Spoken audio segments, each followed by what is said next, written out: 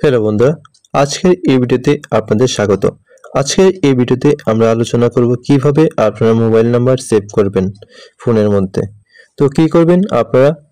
তো আপনাদের কাছে একটাই রিকোয়েস্ট, আপনারা যদি আমার চ্যানেল নতুন হয়ে থাকেন তাহলে অবশ্যই চ্যানেলটাকে সাবস্ক্রাইব করবেন এবং ভিডিওটাকে একটা লাইক করে দেবেন।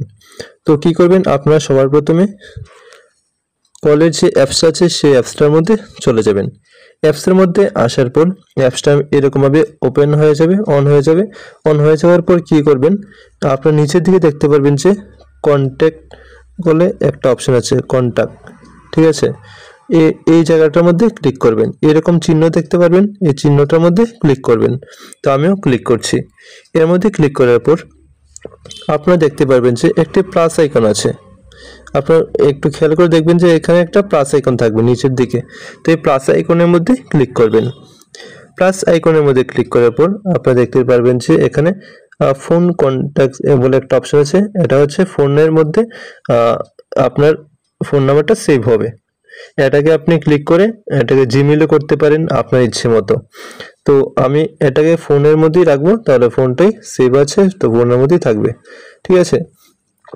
তারপর কি করবেন, আপনি যদি চান ফটো অ্যাড করতে তাহলে এর মধ্যে কিন্তু ফটো কিন্তু অ্যাড করতে পারবেন, ঠিক আছে। তারপরে কি করবেন, এখানে দেখতে পাচ্ছেন যে ফার্স্ট নেম, এখানে ফার্স্ট নেম মানে কোনো একটা ব্যক্তির নাম, যেমন ধরুন আকাশ, তাহলে আকাশের নামটাকে এখানে লিখবেন।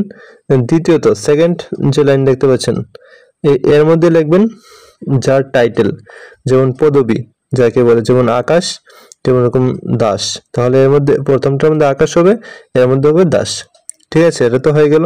তো সেকেন্ড স্টেপে আছে ফোন নাম্বার।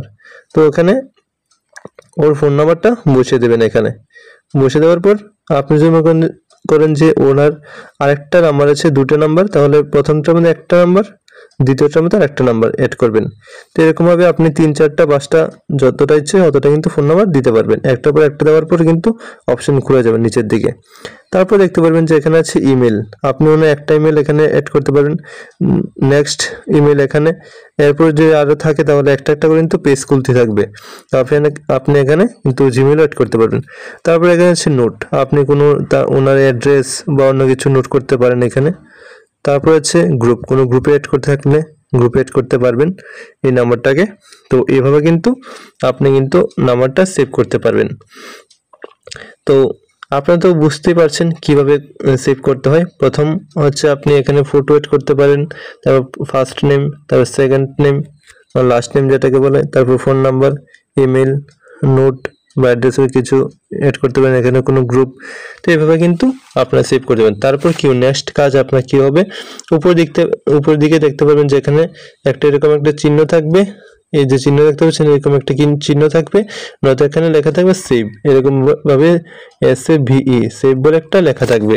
তো আপনি কিন্তু সেভের মধ্যে যদি ক্লিক করে দেন তাহলে কিন্তু আপনার ফোন নাম্বারটা কিন্তু সেভ হয়ে যাবে। তো ভিডিওটা কেমন হয়েছে অবশ্যই জানিয়ে দেবেন কমেন্ট বক্সে। দেখা হচ্ছে আগামী ভিডিওতে। তো থ্যাঙ্কস ফর ওয়াচিং।